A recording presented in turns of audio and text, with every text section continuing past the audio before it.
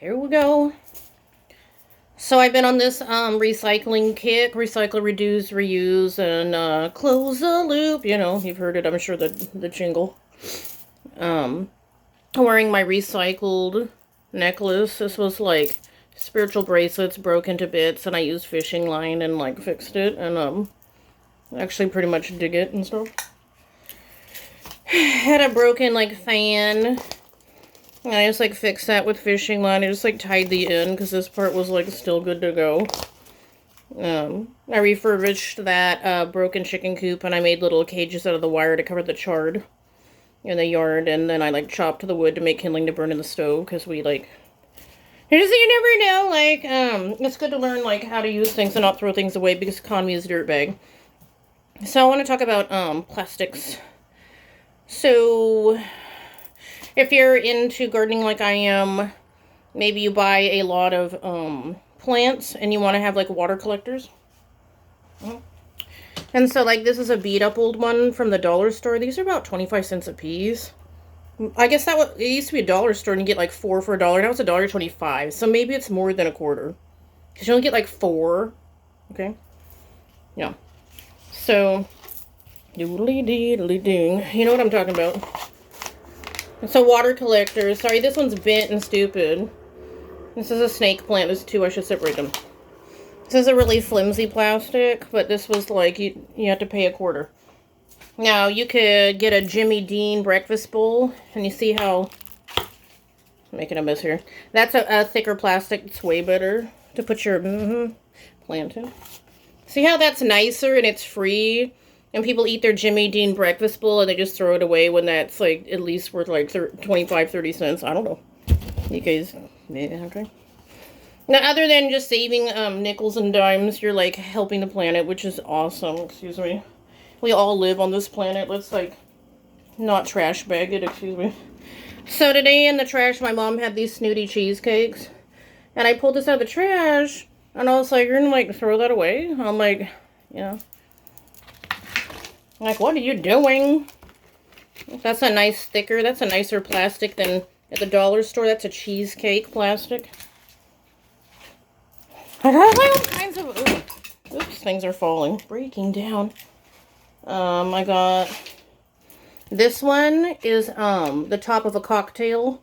You know when you... My mom goes to Costco and she gets those really nice snooty shrimps with the cocktail sauce, and this is like the cover. You flip it upside down and that's like a water collector.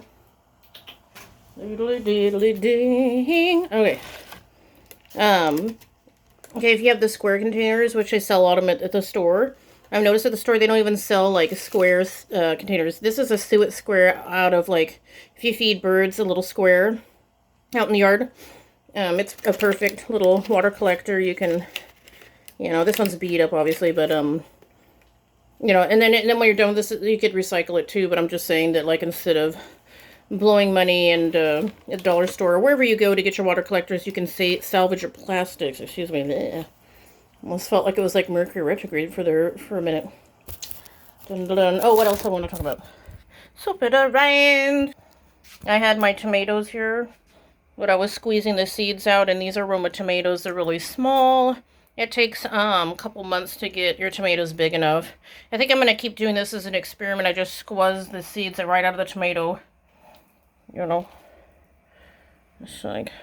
Or you can scrape them. Oh, God, like that. And there's like water on top, and like these have been growing for like almost a month, and it takes a while to get big enough, and it's going to be winter for months, so that's great. Let's talk about this. Let's talk about it. I don't know. These are little sprouters. I've noticed lately, like you cut your onion open, and you can see like a little green thing right in there. Okay, and you can take your knife and cut that little eye out. And then you can put it in your water, and you can sprout these. And you can do this with bunching onions too. See how it's... Oh my God. And it fell on the ground there. Okay, we'll have to find that in a minute. That was hokey. Excuse me. Anyways, you get the gist of it. Take these out of your... I put one right in the dirt. Well, to get your onions. Onions grow year round. You might as well like give that a whirl. You're not losing out much because it's free. You already bought the onion. You might as well. It's fun to experiment anyways. We're still doing coffee beans. I got a red bean here. Still dinking with my coffee.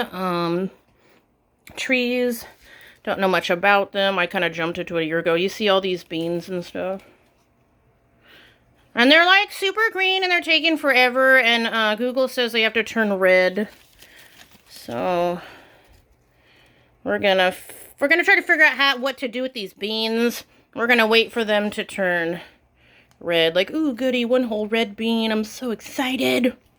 Anyways. I guess this is to teach me patience, huh? You can't just make a coffee bean turn red. You have to sit and wait and stuff. Which, okay, I can do it. I can wait. Mr. Cayenne like pepper, yum. So this is a plant hospital. We're going to keep our peppers alive through the winter, and then we're going to, there's a tomato. Plant them back in the yard, though. What are these? These are my fuzzy plants. We love these. Okay, over and out. We're done here.